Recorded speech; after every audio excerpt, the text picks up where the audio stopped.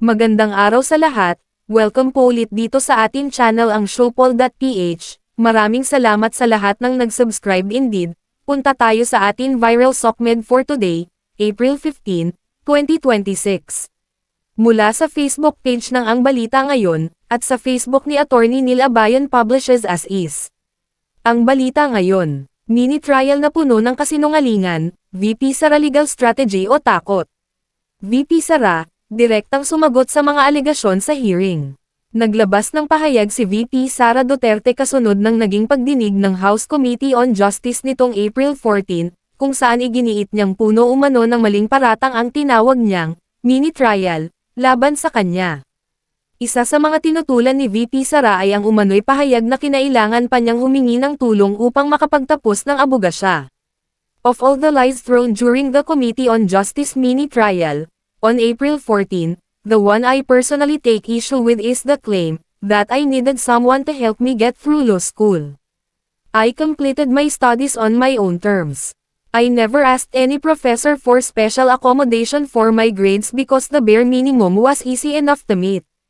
Dagdag pa niya, nakapasa siya sa bar exam sa unang pagkakataon. I passed the bar on my first attempt with a GWA of 80, 5 points above the minimum. Banat kay Madriaga sa Kamara. Hindi rin pinalampas ni VP Sara ang testigang si Ramil Madriaga at ilang miyembro ng Kamara.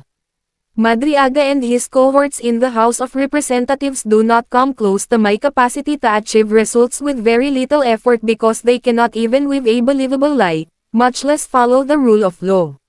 Sa kabuuan, binatikos ng Vice-Presidente ang proseso ng pagdinig. This mini trial in the Committee on Justice is true to form for some of its members. Abuse and corruption appear to be the only things they are capable of. Let us remember that the first impeachment case itself was marred by allegations of bribery involving members of the HOR, and this second impeachment is no better. Inugnay rin niya ito sa mas malawak na usapin ng pamamahala at paggamit ng pondo ng gobyerno. The failure of the administration to provide relief in this price crisis is not due to a lack of resources, but because public funds are being used for political maneuvering to avoid accountability for the most corrupt budget in our country's history. Punta tayo sa Facebook ni Attorney Neil Abayon, publish as is. Legal strategy o takot si VP Sara? In my humble and respectful opinion, it is a legal strategy. Under the law, meron po tayong principle of estoppel. Meaning, pag in-acknowledge mo na ang isang bagay, ay hindi mo na pwede kontrahin yun later on, in simple terms and in a sense, para siyang touch move sa chess. In this case, if umattend si VP Sara, it can be considered as her submitting to the jurisdiction of the COJHOR.